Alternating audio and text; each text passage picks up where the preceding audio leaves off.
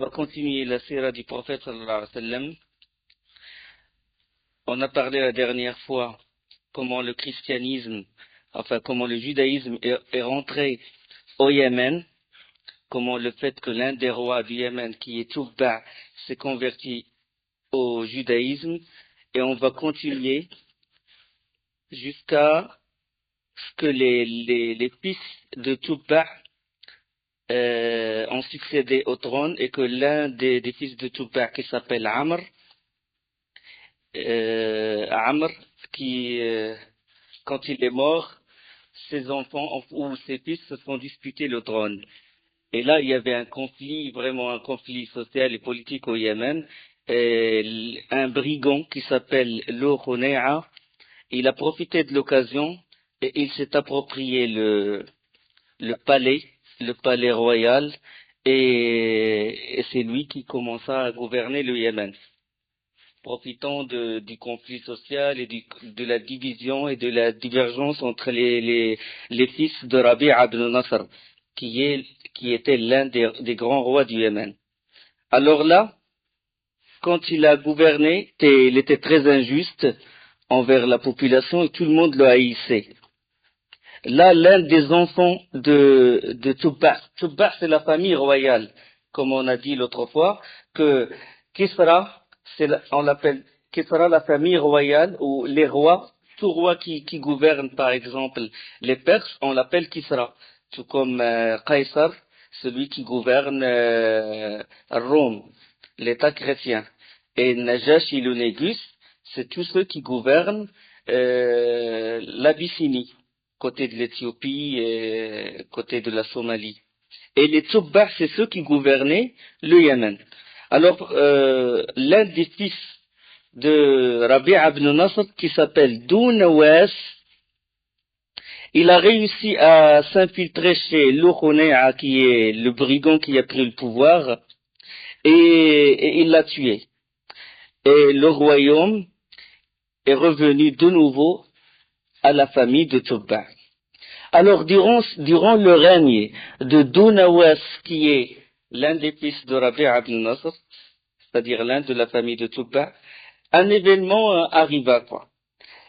Un événement dans la région de Najran, c'est-à-dire Najran, c'est une région du Yémen, c'est une partie du Yémen. Alors,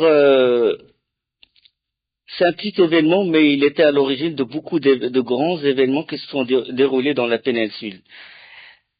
Il s'agit un moine vertueux qui était dans la religion de l'unicité, c'est-à-dire qu'il pratiquait le culte de l'unicité, le culte de Isa alayhi salam, parce que Isa alayhi salam c'est un musulman, et comme tout prophète, il a propagé la religion de Tawhid, qu'il ne faut adorer qu'Allah subhanahu wa ta'ala. La Trinité, la notion du Fils de Dieu et tout, ça c'est venu après, quand les fils d'Israël et les Romains et tout, ils ont falsifié l'évangile. Alors ce moine chrétien qui professe le culte de l'unicité, il est sorti du Chem, de la région de la Syrie, et il est allé prêcher, faire la da'wah. Il est allé en Afrique, et durant son trajet, une troupe de brigands l'a emprisonné, parce qu'il y avait des voleurs qui barraient le chemin des caravanes et tout. Bon, ils l'ont attrapé et ils l'ont vendu à un notable du Yémen. Un notable, un riche du Yémen. Ce notable, il a emmené le moine avec lui à la péninsule. Il a emmené le moine. Et puis, ce moine, enfin, il s'appelait Simeon, est devenu esclave chez cet homme. Durant la journée, il rendait service à son maître. Et le soir, il pratiquait la religion et tout. Il étudiait les livres qu'il a et tout. Et Allah subhanahu wa ta'ala lui a donné beaucoup de prodiges, c'est-à-dire les karamat. Et à chaque fois que le notable najranite, yéménite, quoi, elle rentre chez le moine Fimioun, il voit quelque chose qui l'émerveille, c'est-à-dire une lumière dans la chambre de Fimioun. C'est-à-dire c'est un prodige qu'Allah subhanahu wa ta'ala a donné à cet homme vertueux. Ça c'est avant l'islam. Hein. Alors le maître il fut émerveillé, il lui dit c'est quoi ta religion? Et Fimion commença alors à lui parler de la religion, on dit pas christianisme, on dit la religion de Isa alayhi salam, la religion de l'unicité. Commence à lui expliquer et tout, mais après bon, le notable il a eu un moment d'hésitation, il a dit, enfin, comme toute personne, il peut pas rentrer dans la religion comme ça, il peut pas laisser sa religion originelle et puis rentrer dans une autre religion d'un seul coup. Il a eu un moment d'hésitation, puis Simeon, il lui a dit, si mon Dieu, Allah subhanahu wa ta'ala, il tue ton Dieu ou il l'extermine, est-ce que tu vas rentrer dans ma religion? Il a dit oui, je rentrerai dans ta religion. Si ton Dieu, ça veut dire que ton Dieu il est le plus fort et moi je vais adorer le plus fort. Et les gens de Nazareth, ils étaient des gens qui pratiquaient c'était des idolâtres. Et ils adoraient un arbre. Bon, c'est que le Yémen, il y avait de l'idolâtrie, mélange de l'idolâtrie, il y avait le judaïsme qui a été ramené par l'un des rois de Touba, on a parlé de ça, Rabi'a ibn Nasr, qui est le premier qui a mis un vêtement sur le Kaaba, et le premier qui a embrassé le judaïsme et l'a rentré au Yémen. Donc, une partie était juive, une partie était, pratiquait le culte de l'idolâtrie, quoi. Il vénérait les statues, il vénérait les arbres, etc. Puis là, il a dit, Fimion, il a dit aux notables, rassemble les gens, et tu vas voir ce que mon Dieu va faire de ton Dieu. Les gens ils sont réunis et tout. Le jour J, Simeon commençait à invoquer Allah subhanahu wa ta'ala et à lire les versets du livre saint. Puis Allah subhanahu wa ta'ala, il a envoyé une tempête. Bon, une tempête, il s'est déchaîné, puis il a brisé, il a brûlé carrément cet arbre. Et les gens de Najran, les gens qui étaient réunis autour de l'arbre, ils ont tous embrassé la religion du Messie, la religion de l'unicité. Après ça, il y a un événement aussi qui a suivi cet événement, c'est l'événement de Abdullah ibn Tamir. Ça, beaucoup d'historiens en parlent aussi. On sait que Najran, il adorait les statues dans leur majorité. Ce Abdullah ibn Tamir, dans la région de Najran, Abdullah ibn Tamir, son père, il l'envoie étudier la sorcellerie. En général, les gens de la région de Najran, ils envoyaient leurs enfants pour étudier chez un sorcier. Et Fimion, il s'est installé dans la route entre Najran et là où habite le sorcier. Et ce Abdullah ibn Tamir, à chaque fois qu'il va, comme il va à l'école, quoi, étudier chez le sorcier, il passe à côté du Fimion, parce que Fimion, il a dressé une tente dans la route. À chaque fois, il passait à côté, il le regardait, il fut émerveillé par ses pratiques, quoi, ses adorations et tout, puis il commença à lui demander qu'est-ce que c'est sa religion, puis il lui a parlé de la religion, et il a embrassé la religion du Messie, Abdullah ibn Tamir. Puis il a joué un grand rôle dans la propagation de la religion du Messie dans la région de Najran. Ibn Hisham, parce que bon, celui qui a fait Sirat du prophète sallam, Ibn Hisham, il dit qu'à chaque fois que Abdullah ibn Tamir rencontrait un malade ou un infirme, il lui disait, si tu veux que j'invoque Allah pour qu'il te guérisse, et tu rentres dans la religion d'Allah, et là, c'était sa façon, quoi, de propager. Allah subhanahu wa ta'ala lui a donné un prodige. Ça, c'est d'après Ibn Hisham, qu'il invoque Allah pour les gens, pour qu'Allah les guérisse. Puis les gens, ils embrassent, quoi, sa religion, quoi. Et puis, Dounawas, qui est le roi, Tubba, qui est le roi du Yémen, il était vraiment intrigué par la grande propagation de la religion du Messie.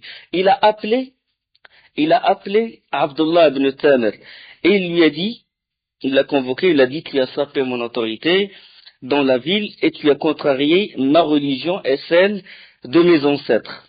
Je vous infligerai un châtiment, un grand châtiment. Abdullah ibn Tamir lui a dit, vous ne pouvez pas le faire. Là, il a donné l'ordre à ses armées et tout, de torturer Abdullah ibn Tamir. Ils l'ont emmené au sommet d'une montagne, ils l'ont mis la tête en bas et les pieds en haut, puis ils l'ont jeté. Il est tombé, s'est mis debout, rien, il n'y a pas, sans aucune égratignure et tout. Puis il l'a ramené chez Dounawas. Il lui a dit, vous ne pourrez jamais me tuer, qu'au nom d'Allah. Là, il a encore donné l'ordre de l'envoyer dans un endroit, une mer, un endroit de la mer où on jetait quoi, les condamnés à mort. Et à chaque fois qu'on jette quelqu'un, il sort pas vivant. Ils l'ont jeté, il est sorti indemne. Ils l'ont ramené. Puis il a dit, finalement l'enfant, il a dit à Dounawas, vous pourrez me tuer que par un seul moyen. Un seul moyen. Le seul moyen que vous pouvez utiliser, il a dit lequel, il a dit c'est que vous prenez mon arc et mes flèches et que vous dites, vous réunissez les gens et vous dites, au nom d'Allah, Dieu de l'enfant, parce qu'il était encore très jeune, Dieu de l'enfant, et là, vous me lancez la flèche et la flèche va me tuer. Vous réunissez les gens, vous dites, Bismillah, Rabbil Ghulam. Il a réuni Dounawas, il a réuni les gens, puis il a pris l'arc, la flèche et tout, puis il a dit Bismillah, Rabbil Ghulam, il a lancé la flèche et il a tué l'enfant Abdullah ibn Stanir. Là, les gens, ils étaient stupéfaits, ils étaient émerveillés par cet événement. Ils ont dit comment ça se fait qu'il le tue, qu'il n'a réussi à le tuer qu'au nom d'Allah. Ni ses armées, ni son pouvoir n'a fait quoi que ce soit. Il a réussi à le tuer qu'au nom d'Allah subhanahu wa ta'ala. Ils étaient très étonnés et ils sont rentrés dans la religion d'Abdullah ibn Tamir, dans la religion du christianisme original qui prêche l'unicité, la religion du Isa ibn Maryam. Là, Dounawas, il s'est mis en colère. Il s'est mis en colère, il a dit comment ça se fait. Vous savez, comme les Tawarites et tout, les gens comme Pharaon aussi, la même chose, quand les gens, les sorciers, ils sont soumis à la religion de Moussa alayhi salam, il a dit vous êtes rentrés dans ma religion sans que je vous l'autorise. De même, pareil, il a dit vous êtes rentrés dans la religion de Moussa alayhi salam sans que je vous l'autorise. Et il a dit pareil, il a dit vous êtes rentrés dans la religion de Abdullah ibn Tamir sans que je vous l'autorise. Il a dit ou bien vous sortez de cette religion ou bien je vais vous tuer. Et ils ont refusé. Il a creusé des tranchées, des fosses, c'est ce qu'on appelle en arabe l'ukhdoud. Il a creusé des tranchées, il a ramené le bois et tout, puis il a allumé le feu. Il a alimenté toutes les fosses par le feu. Et il a menacé les gens de les jeter s'ils sortent pas de cette religion. Les gens, ils ont refusé. Cette histoire, cette grande scène, Allah subhanahu wa ta'ala, il en parle dans le Coran. Et le prophète sallallahu alayhi wa sallam, il en parle aussi. Dans Hadith, dans le Bukhari et Muslim, il en parle aussi. Quand Dounawas a creusé les fossés et tout, il a allumé le feu, il a jeté les gens et ils étaient 20 000. On va continuer la sira du prophète sallallahu alayhi wa sallam. Abraham fut émerveillé par le charme et il inspire les grands chefs. Et il a demandé à Abdul Muttalib ce qu'il voulait. Ma hajatuk. Et Abdul Muttalib lui dit que les troupes, ils se sont emparés, vos troupes, ils se sont emparés des bétails. Et entre autres, il y avait mes 200 chameaux. 200 chameaux, ils m'appartiennent, et je suis venu les récupérer, les bétails de la ville. Puis là, Abraham, vraiment, je lui ai dit sincèrement, la première fois quand je vous ai vu, je vous ai respecté. Vous inspirez vraiment les grands hommes et tout. Mais quand vous êtes venu me parler de bétail, là vraiment, vous n'avez aucune, c'est-à-dire j'ai senti que vous n'avez aucune valeur. Je suis venu démolir le grand temple, la Kaaba, qui est la religion, ta religion, et la religion de tes ancêtres, et tu me parles de chameaux. Tu me parles de bétail. Et là, Abdul Muttalib, il a dit une grande parole, une parole qui est vraiment, il a une grande valeur. Il a dit, les chameaux m'appartiennent, donc je les réclame. Quant à la Kaaba, elle a 100 mètres, il s'en occupera. أنا رب الإبل وللكعبة رب يحميها. Alors là, Abd al-Muttalib il a récupéré les, le bétail. Abraha il a dit à Abd al-Muttalib, je suis pas venu anéantir la population, je n'ai rien contre les habitants, je n'ai rien contre vous, je suis venu démolir le temple. Entre nous, il n'y a rien, il n'y a pas d'aide, il n'y a pas de guerre. Si vous voulez, vous demandez aux gens de se retrancher, de sortir de chez eux, jusqu'à ce que je termine mon travail, et là, vous retournez. Abd al-Muttalib, il ordonna alors qu'on se réfugia, aussi, mais au sentier des montagnes. Le jour J, Abraha s'apprêta à faire son entrée, l'entrée triomphale à la Mecque, avec toute son armée, l'éléphant et tout. Alors en ce moment-là, Nufayl ibn Hubayb, on a parlé que Nufayl ibn Hubayb, il faisait partie de la tribu de Khot'um, il a voulu barrer le chemin d'Abraha et il s'est fait prisonnier. Nufayl ibn Hubayb, il s'est échappé et il a couru vers l'éléphant. Il a couru vers l'éléphant, il s'est accroché à l'oreille de l'éléphant et il a crié Nufayl, Uq'ad, Nufayl, Uq'ad. اجلس ابرك يا محمود ابرك محمود Nufayl est allé voir l'éléphant, il dit ابرك Mahmoud. Et il a crié, commencé à crier, il a dit ابرك Mahmoud innahu baytullah al-azim. Assis-toi Mahmoud, parlons de l'éléphant. Assis-toi Mahmoud, assis-toi parce que c'est la maison sacrée d'Allah. Là, l'éléphant, il s'est assis, s'est agenouillé. Ils ont voulu le dresser et tout, et il n'a pas voulu. Là, Unais, le responsable de l'éléphant, il est venu, il a caché les yeux de l'éléphant, puis il l'a tourné du côté du Yémen. L'éléphant, il a obéi, commence à marcher. De tous les côtés, sauf du côté de la Kaaba, là, il refuse. Il le pousse, il refuse. Pendant que eux, ils se battaient pour pousser l'éléphant du côté de la Kaaba, il y avait toute une nuée d'oiseaux. C'est une noirceur dans le soleil, dans le ciel. Une nuée d'oiseaux. Les savants, ils la décrivent comme des petits oiseaux. C'est pas des grands oiseaux. C'est ce qu'on appelle Tayr Ababil. Et dans les livres de Sira, dans les livres des historiens de Ahl-Sunnah wal Jama'a, ils disent que ces oiseaux-là, ils avaient un petit caillou dans les 3 cailloux, un dans le bec, et les 2 dans les pattes. Alors la nuée, elle est venue comme ça, les oiseaux sont venus, et ils ont jeté ces petits cailloux. Le caillou, quand il tombe sur quelqu'un, subhanallah, sa peau, il se déchire. Sa peau, il commence à tomber. Et toute l'armée, elle a été anéantie à cause de ces petits cailloux. Tayr Ababil, jund Allah, les soldats d'Allah subhanahu wa ta'ala. Allah يقول ألم تر كيف فعل ربك بأصحاب الفيل ألم يجعل كيدهم في تضليل وأرسل عليهم طيرا أبابيل ترميهم بحجارة من سجيل فجعلهم كعصف مأكول فأرسل عليهم طيرا أبابيل ترميهم بحجارة من سجيل فجعلهم كعصف مأكول. N'as-tu pas vu comment ton Seigneur a agi envers les gens de l'éléphant? N'a-t-il pas rendu leur ruse complètement vaine et envoyé sur eux des oiseaux par volée qui leur lançaient des pierres d'argile et il les a rendus semblables à une paille mâchée? Il les a rendus semblables à une paille mâchée. La peau déchiquetée.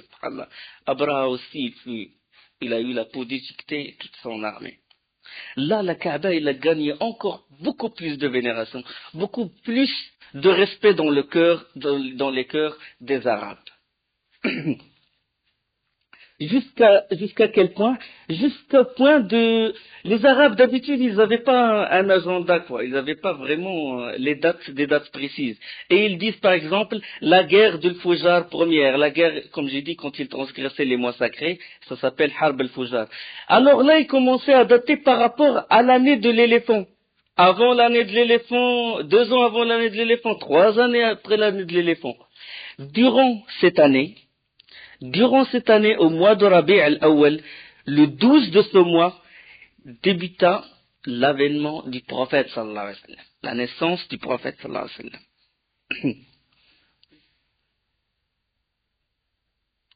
Alors, je continue, que par miracle d'Allah subhanahu wa ta'ala et après la ruine de l'armée d'Abraha, les Abyssins, ils sont restés au Yémen.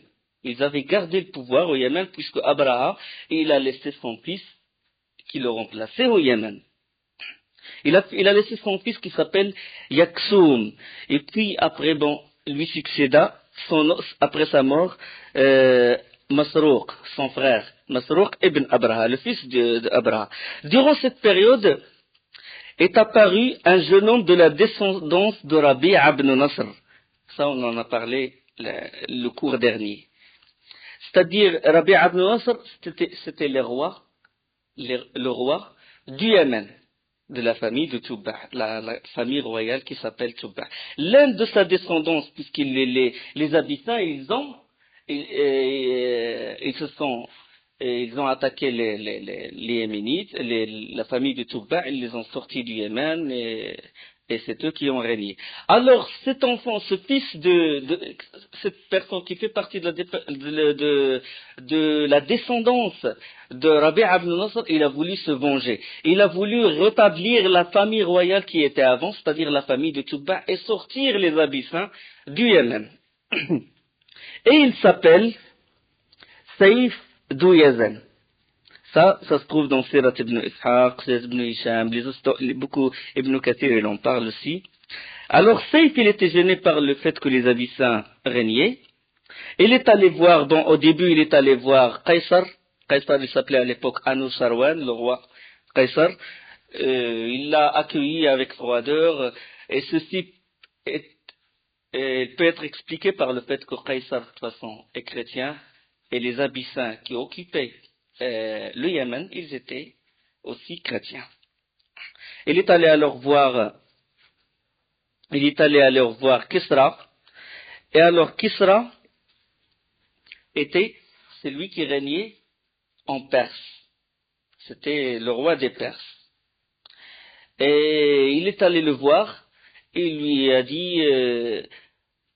lui a demandé secours, quoi. Il lui a demandé de l'aide. Mais l'histoire, comment il est allé voir Kisra, c'est qu'il est allé voir d'abord l'un des rois qui était yéménite et qui régnait aux bordures de l'Irak. C'est ce qu'on appelle les Mundirites. On en a parlé aussi, on a parlé de ça. Il est allé le voir, bon, le roi de Abdullah ibn al-Munzir, c'était le roi d'une partie de l'Irak. Il lui a dit, moi je peux pas t'aider. J'ai une armée qui est faible. Tout ce que je peux faire, c'est je prépare chaque année une délégation et je vais chez Kisra des Perses. Alors le jour J, il était allé avec lui. Il a emmené avec lui Saïf Douyazen et ils sont rentrés chez Kisra. Kisra, comment il était? Il avait un trône serti de perles. C'était la première puissance. La plus grande puissance qui était sur terre à l'époque, c'était les Perses. Kisra, le roi des Perses, il avait un grand trône serti de diamants et d'or et des perles. Et il avait une couronne, certains savants ont dit qu'elle pesait 90 kilos. Lourde. Une couronne, quelqu'un il la met sur sa tête, elle casse sa tête. Mais comment lui il la met sur sa tête? La couronne, il est accroché à une chaîne en or. Et lui, quand il s'assoit sur le trône, il y a un voile, comme celui du théâtre. Bon, lui, il rentre sa tête dans la couronne, et là, le voile s'ouvre, et les notables, et les délégations qui viennent le voir, quand ils le voient avec cette scène horrible, ils se prosternent devant Kisra.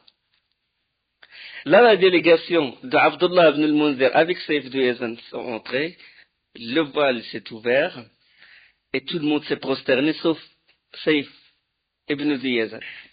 Et puis là, le roi des Perses, Kisra, il a dit, qui est celui qui a refusé de se prosterner devant moi? L'orgueil, la première puissance et tout. Et Saïf, il a répondu, il a dit, le problème que j'ai et la tourmente où je suis, elle m'a et il a fait négliger tout, il m'a fait négliger tout, tout devient noir devant moi. Il a dit, c'est quoi ton problème? Il a dit, oh roi, il a dit, les Yémen étaient sous le gouvernement des Perses, et les Abyssins, ils ont sorti ceux qui étaient vos alliés, et c'est eux qui régnaient maintenant. Comment ça se fait que vos alliés sont exclus du Yémen et tout? Là, Kisra, il a consulté ses notables, il a dit à ses notables que cette personne, il me demande de l'aide pour rétablir le règne de ses parents, de Toubba, qui étaient nos alliés avant. Les notables, ils ont dit, écoutez, le Yémen est loin. À quoi ça va servir de périr toute une armée du nord de l'Irak jusqu'au Yémen? Le trajet est long, c'est le désert et tout. À quoi ça va servir? Au Yémen, il n'y a pas grand-chose. Il n'y a pas grand-chose. Alors là, Kisra, il a invité Saif du Yezen et lui a donné, disons, un vêtement, quoi, une couverture, un vêtement. Et il lui a donné de l'argent. Et il lui a donné 10 000 dirhams en argent. Il a donné une somme de 10 000 dirhams. Une grande somme. Il lui a donné un uniforme, un bel uniforme. C'est-à-dire comme cadeau pour montrer que vraiment, d'accord, mais il ne veut pas se rabaisser quand même. Il a dit, bon, il est mon invité et tout, je lui donne ça. Là, Saif de Yezen, du moment qu'il est sorti de la porte du palais, il a commencé à jeter l'argent. À jeter l'argent par terre. Il a commencé à jeter l'argent, les gens ils se sont précipités autour de lui, il ramassait l'argent, et puis l'information, il parvint à Kisra, il a dit, ramenez-le. Il a dit, cette personne, il est digne de respect. C'est-à-dire, il doit avoir un bel avenir et tout. C'est-à-dire, il l'a respecté. Il a dit, comment ça se fait qu'il jette, c'est-à-dire, il est allé au point de défier. Puis il l'a appelé, il a dit, qui est-ce qui vous a poussé à jeter le don du roi? Il a dit, qu'est-ce que vous m'avez donné? Vous m'avez donné de l'argent? Moi, je suis venu d'un pays où il y a des montagnes d'or et des montagnes d'argent. Là, Kisra, il a eu un moment de doute, il a appelé ses notables, il a dit, de quoi il me parle? Le Yémen, il y a des montagnes d'or au Yémen, il y a des montagnes d'argent au Yémen. Ils ont dit, nous ne souvenons pas qu'il y a des montagnes d'or. Mais quand même, ils ont vu, il y avait de l'avidité, quoi. En eux, il y avait un peu de doute et ils étaient flattés par le fait qu'il y ait de l'or au Yémen. Alors là, l'un des notables, il a proposé une chose. Il a demandé à Kisra, il lui a dit, Kisra, au roi, vous avez des prisonniers qui sont condamnés à mort. Des opposants à Kisra, des truands et tout, vous les sortez et vous en formez une armée et vous donnez ça à Saif du Yezen. S'ils réussissent à combattre les Abyssins qui sont au Yémen, là, le Yémen, il va être ton allié, les Yéménites vont être tes alliés. Et s'ils meurent et s'ils sont mis en déroute et s'ils sont vaincus, c'est ce que vous avez voulu d'eux. Ils sont de toute façon condamnés à mort. Là, ils ont libéré des prisonniers au nombre de 800. 800, il n'y a que les criminels, les truands et des opposants à Kisra. Et ils ont préparé les bateaux. Il y avait dans une version 8 bateaux. Il y avait 8 bateaux. Ils ont pris l'Euphrate. Le Forat, qui sont en Irak, dis-je là, le Forat, le Tigre et le Frat, ils ont pris le Frat jusqu'à Aden et de Aden jusqu'au Yémen.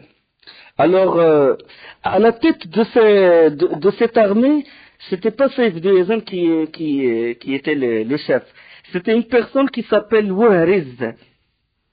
Les deux armées, alors, le Masroq fut informé que les troupes, il avançait pour conquérir, pour s'attaquer au Yémen. Il a préparé son armée, les deux armées se sont confrontées face à face. Et finalement, c'est pas lui qui a eu le pouvoir. C'était les Perses. C'était les Perses qui ont gouverné le Yémen. Bon, Kisra, elle a donné l'ordre à son représentant. Qui est, après Wahriz, on l'appelle Al-Marzouban, qui gouverne Enfin, Marzoban, c'était le roi du Yémen. Il a donné l'ordre à son représentant qui s'appelle Ouharez, dont on a parlé. Après, bon, le règne, il s'est succédé jusqu'à ce qu'un homme, parmi les Perses, a gouverné le Yémen, et il s'appelle Badan. Et Badan, quand il était au Yémen, le prophète sallallahu alayhi wa sallam, il a été envoyé à cette époque. Il a reçu la révélation, le prophète sallallahu alayhi wa sallam. C'est-à-dire, le prophète sallallahu alayhi wa sallam, quand il est devenu le prophète, quand il a eu la prophétie, c'était Badan qui gouvernait le Yémen. Et c'était les Perses qui gouvernaient le Yémen. D'accord?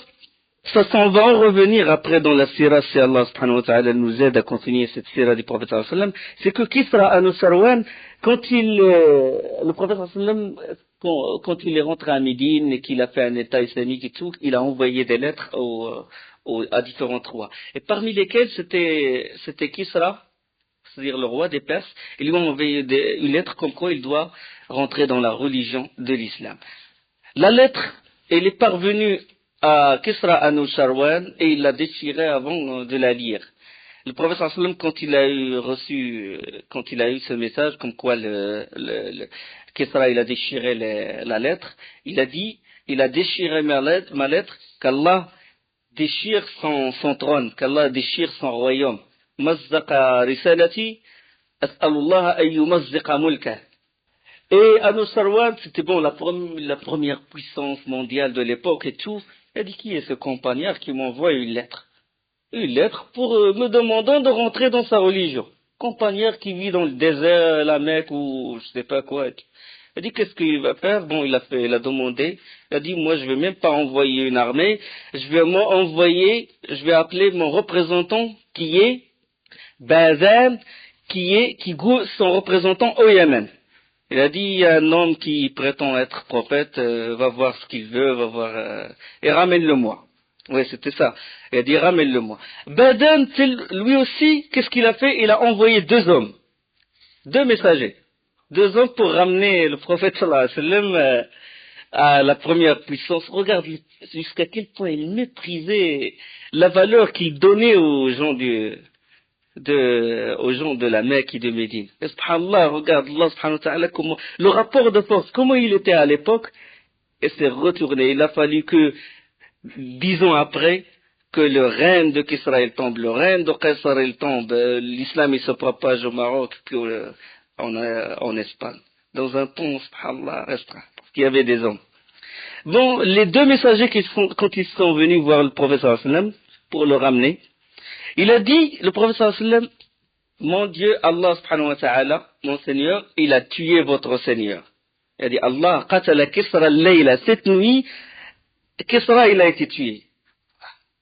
Comment vous avez eu l'information? Il n'y avait pas de téléphone à l'époque, il n'y avait pas de fax. Comment ça se fait que vous avez l'information que Kisra Anusharwan a été tué? Il a dit, al-wahi, la révélation. J'ai eu la révélation d'Allah subhanahu wa ta'ala. Là, ils étaient vraiment perturbés. Ils sont retournés voir Badan. Durant le trajet qui a fait je ne sais pas combien de jours, l'information n'est pas encore parvenue à Badan.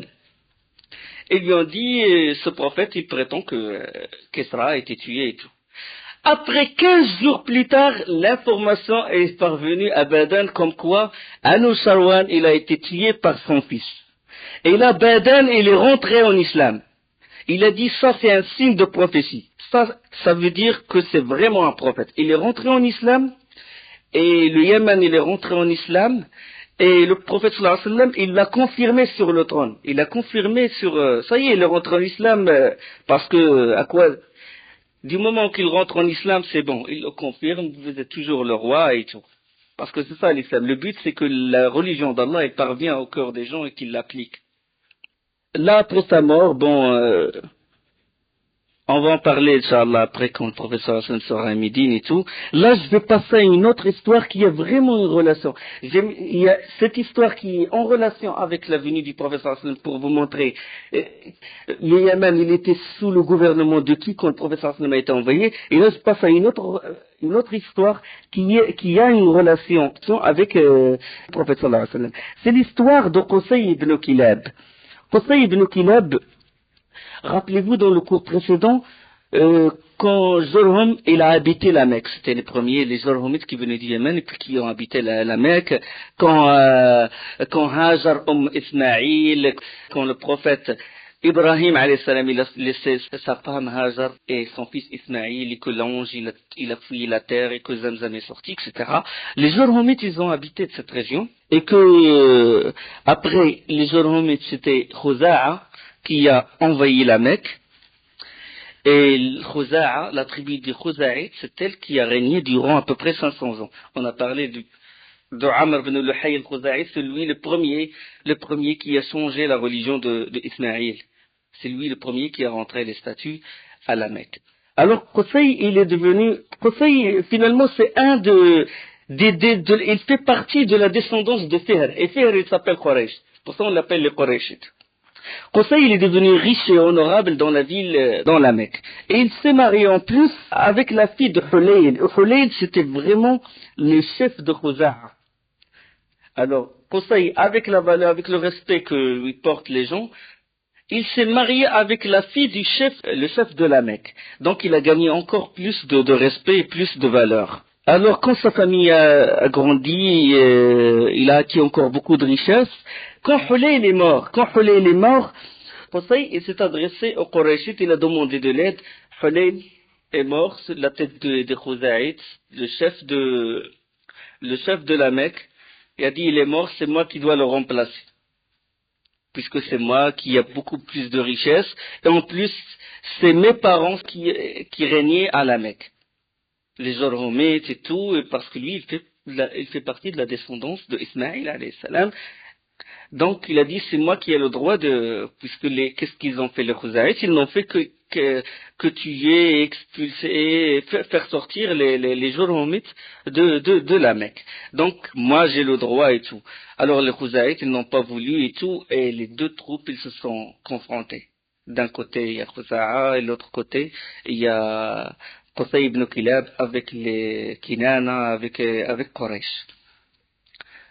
Et ils sont entretués. Et vraiment, il y avait beaucoup de morts ils ont failli vraiment s'exterminer. Là, ils ont arrêté, ils ont dit, écoutez, il faut pas continuer parce que là, on va se périr et tout. Tout ça pour gagner l'honneur de la Kaaba. Tout ça pour gagner l'honneur de la Kaaba. Et alors là, ils ont consulté les sages de la Mecque. Ils ont consulté les sages et parmi ces sages, il y avait un grand sage des Arabes et il était vraiment très âgé et il s'appelait Ya'mur ibn Aouf. Ils ont dit, on va le prendre pour juge. C'est lui qui va être arbitre. Si lui il décide quelque chose, sa décision est irréversible, ça y est. Et ils ont ramené les serments, ils ont ramené les témoins et tout, ils ont dit voilà, c'est lui qui est le juge. Et alors là, Ya'mur ibn Aouf, quand il a entendu les arguments de chacun, Qusay lui a dit c'est le règne de mes grands-parents, et Zamzam il appartenait à mon grand-père Ismaïl, etc. Il a ramené beaucoup d'arguments, et Khuza'a c'est des injustes, etc. Alors Ya'mur il a pris la décision suivante, il a dit tout appartient à Qusay. On va tout donner à Qusay. L'honneur de la Kaaba, de la Mecque est à Qusay. Ça y est. Le hijab, le rifada, le siqaya, le liwa, tout ça il appartient. Le hijab, ça veut dire les portes de la Kaaba. Celui qui les ouvre et celui qui ouvre et ferme la porte de la Kaaba. Personne ne doit rentrer dans la Kaaba que sous sa permission. Rifada, ça veut dire, il fait la quête et il prend l'argent des gens de la ville de la Mecque pour faire à manger aux pèlerins. Ce qu'on appelle le rifada, c'était un grand honneur. As-siqaya, c'est-à-dire de donner l'eau, donner à boire aux pèlerins. Et en plus, le Zamzam, il a été enseveli, comme on a dit. Il a été enseveli par les Jurhumites quand ils ont senti la défaite. Et par vengeance, ils l'ont enseveli. Il n'y a plus de traces de Zamzam à l'époque. On va en parler après de Zamzam. Alors, ils étaient obligés de ramener l'eau de l'extérieur de la Mecque. Donc, Qusay ibn Kilab, il a eu le hijaba, les clés de la Kaaba, rifada, donner la nourriture aux pèlerins, siqaya à boire. Nadwa, c'était une maison où on se consulte si on doit vraiment quand il s'agit d'une bataille, d'une guerre ou de problèmes politiques et tout, tout se discute dans la maison de Nadwa. Et même le mariage des femmes, il se décide à l'intérieur de la maison de Nadwa. Qusay, il avait tout ça. Quand Qusay ibn Kilab, s'est avancé, c'est-à-dire dans l'âge, il a vieilli et tout, il avait comme enfant Abd Manaf et Abd al-Uzza et un qui s'appelle juste Abd, parmi ses enfants. Et tous ces enfants, ils ont acquis l'honneur, ils étaient respectés et tout, sauf l'aîné. L'aîné, il n'était pas respecté. Ça arrive des fois que l'aîné, il n'a pas vraiment de valeur devant ses autres frères. Alors, son père, Qusay ibn Kilab, il a été vexé par ça, et avant sa mort, il a fait le testament, tout appartient à Abd ad-Dar, l'aîné. Vous donnez tout ça à Abd ad-Dar, je l'ai fait de l'hijab à tout. Pourquoi? Pour qu'il acquiert beaucoup d'honneur et tout. Vous allez voir que dans les batailles dans la période anti-islamique, c'est en général pour gagner l'honneur. Toujours une question de fierté. Toujours la question de fierté. On va parler de l'Hajar al-Aswad, de la pierre noire, pour la mettre à l'endroit, ils ont failli s'entretuer pour l'honneur, toujours. C'est une question d'honneur, sharaf. Alors là, Abd ad-Dar, il a eu tout, le hijab a eu tout, et ses autres frères sont privés des grands postes de la Mecque. Bon, quand Abd ad-Dar est mort, ils se sont disputés entre eux, et finalement, les fils de Qusay se sont mis d'accord et ils se sont partagés les responsabilités. Chacun, il prend une partie parmi les fils de Qusay. Bani Abdi Manaf, ils ont pris la siqaya et la rifada, le fait de donner à boire aux pèlerins et à manger. Les Bani Abdi ad-Dar, ils ont pris le hijaba, ça veut dire les portes de la Kaaba, l'iwa, c'est-à-dire quand il y a une bataille, celui qui porte le drapeau, et le nadwa. Et donc, cette alliance, ils l'ont sauvegardée, les enfants de Qusay, de père en fils et tout, ils l'ont sauvegardée. Et donc, à la fin, bien sûr, jusqu'à parvenir à Abd al-Muttalib, qui est lui qui avait siqaya, l'approvisionnement, et après, bon, après la Kaaba, le grand honneur, bien sûr, c'est Nadwa, et Abd al-Muttalib qui l'avait encore, et Nadwa, c'était Bani Abd ad-Dar qui l'avait jusqu'à parvenir à une personne qui s'appelle Hakim bin Hizam. Siqaya, c'était Abd al-Muttalib qui s'en occupait. Et Nadwa, c'était Hakim bin Hizam. Et Hakim bin Hizam, il a vécu la période avant l'islam et il s'est converti avec la venue du prophète sallallahu alayhi wa sallam. Hakim bin Hizam, il avait Dar Nadwa, c'est-à-dire la maison de consultation où on décide s'il y a une guerre, on se décide où on accueille les délégations, on accueille les autres tribus, etc. pour négocier et tout.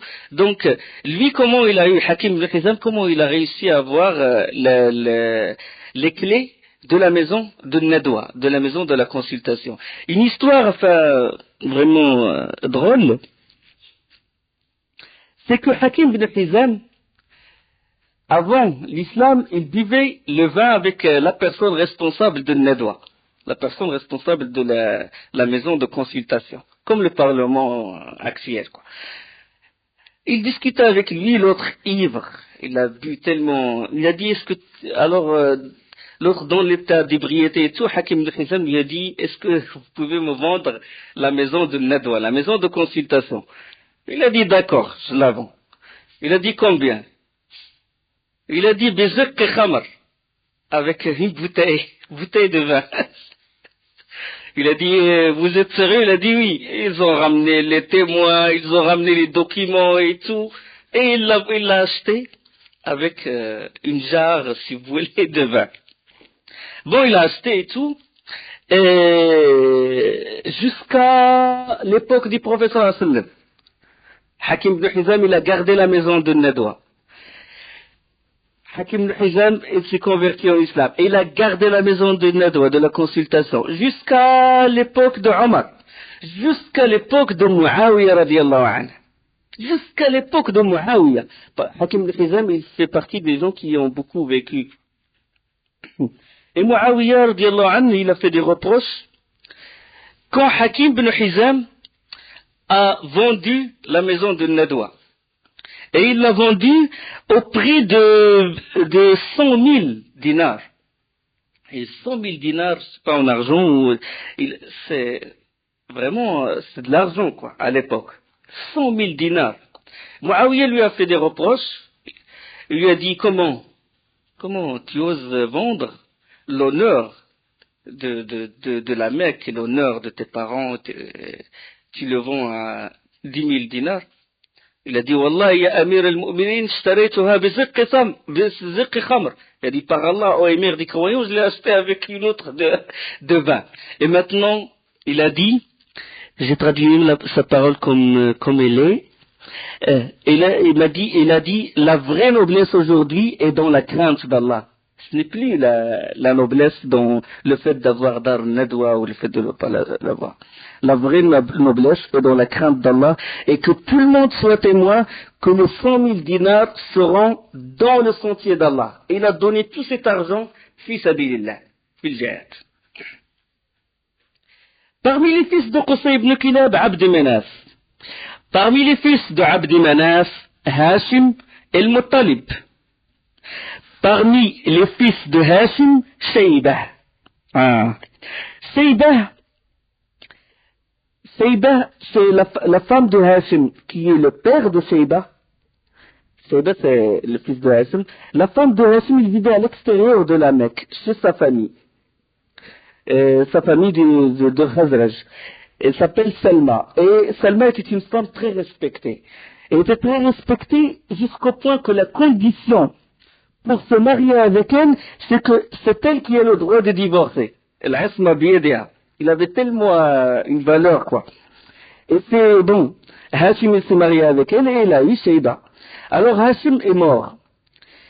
Shaybah, il est resté chez sa mère, à Médine, enfin loin de la Mecque. Et quand Shaybah a grandi, il a atteint l'âge de la puberté. Son oncle est venu l'emmener avec lui à la Mecque. L'oncle, comment il s'appelle? L'oncle de Shaybah, il s'appelle Al-Muttalib. Et il est allé voir la mère de Shaybah. Et il lui a dit, ton fils, il a atteint l'âge des hommes, et comme c'est un fils de Qusay, donc il est censé être respecté, il est censé avoir une grande place à la Mecque. Et alors là, bon, sa mère, il a dit, il faut le consulter, lui donner le choix, est-ce qu'il veut rester avec moi ou il veut aller avec vous. Là, Shaybah, il a choisi partir avec son oncle, Al-Muttalib. Et à la rentrée de la Mecque, les gens, ils ont vu Al-Muttalib, l'oncle, c'est-à-dire le frère de Hashim. Ils ont vu Al-Muttalib sur son chameau et derrière lui, il y a son neveu. Le neveu qui s'appelle Shaybah. Et puisque c'est des gens qui sont habitués à l'esclavage et tout, ils ont dit, il a ramené un petit esclave avec lui. Eh bien, c'était son neveu. Il a dit, c'est l'esclave de Al-Muttalib. C'est Abd Al-Muttalib. C'est Abd Al-Muttalib. Et c'est devenu Abd Al-Muttalib. D'accord? Le grand-père du prophète sallallahu alayhi wa sallam. Sinon, lui, il s'appelle Shaybah. Abd Al-Muttalib, il a eu comme premier enfant Al-Harith, l'aîné. Et quand Al-Harith a grandi, un jour, Abd Al-Muttalib, il a vu un rêve. Dans le rêve, une personne s'est rapprochée de lui et lui dit, creuse Taïba. Ihfar Taïba. Il a dit, c'est quoi Taïba? C'est-à-dire, creuse un endroit. Il a dit, Taïba, le mot Taïba, c'est quoi Taïba? Taïba, ça veut dire bonté. Et puis le lendemain, il a fait le même rêve, creuse Barra. Le surlendemain, creuse Al-Madnouna. C'était le nom qui diffère, mais toujours creuse, qu'est-ce qu'il va creuser?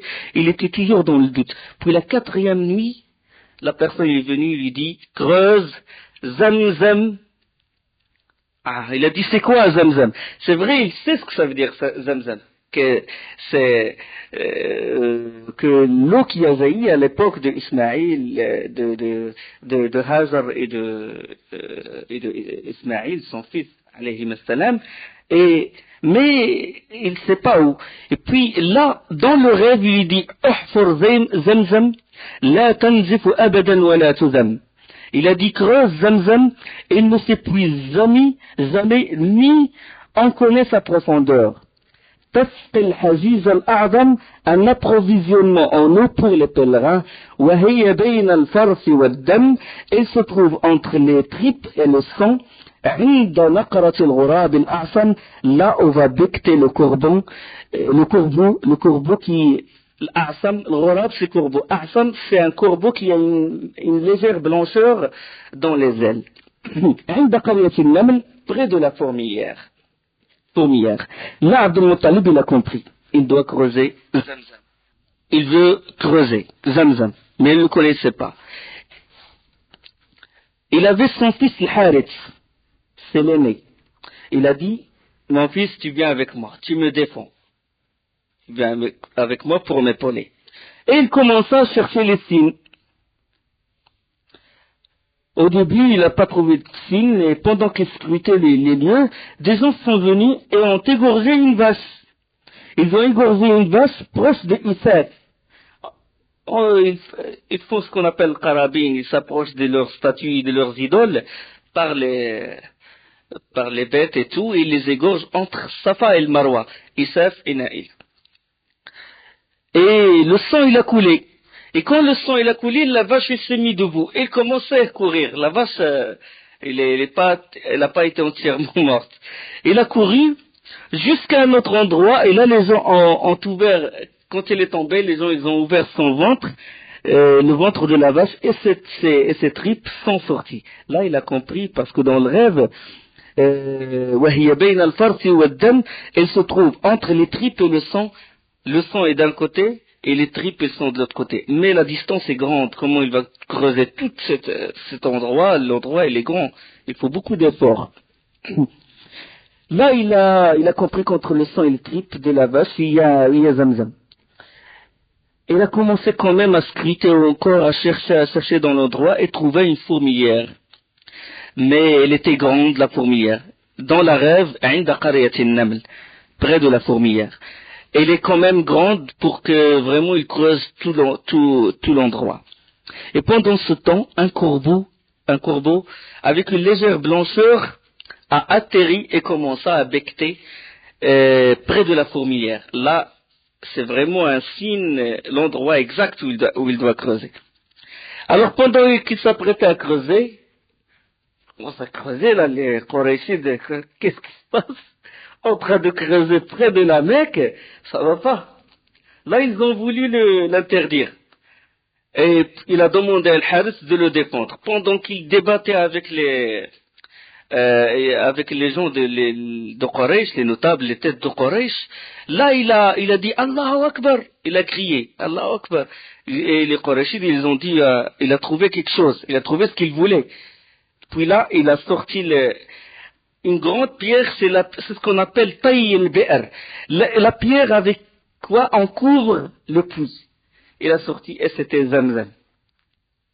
L'eau de Zamzam. Les Qurayshides, ils ont vu Zamzam, ils ont dit, on était associés. Comment? On était associés. C'est moi qui l'ai creusé. Mais eux, ils connaissent la valeur de Zamzam. Des années, ils s'approvisionnaient l'eau de l'extérieur, maintenant Zamzam. Ils n'ont à côté de la Kaaba, et en plus Zamzam, le vrai honneur. Ils ont dit on était tes associés. Il a dit non. Ah, là, il commençait à sortir les armes, parce que c'est l'honneur. Il se querellait, etc. Et là, ils ont dit l'honneur, il doit être partagé. C'est-à-dire que Zamzam, on doit être tes associés. Et finalement, ils se sont mis d'accord sur un point. Quel est ce point d'accord? C'est de consulter qui? Consulter Kahinat Bani Sa'd, une devineresse d'une tribu. De consulter cette femme, une devineresse. Bon, c'était l'époque de l'idolâtrie, de cirque et tout. Bon, ils ont voulu la prendre comme juge. Qu'est-ce qu'ils doivent faire de Zamzam? Et alors il commençait à se préparer et tout. Et Kahinat Bani Saad, la devineresse, elle se trouve au Chêne. Regarde, ils vont faire le trajet de la Mecque jusqu'à Cham pour voir cette Kahina, cette devineresse. Durant le trajet, l'eau s'est épuisée.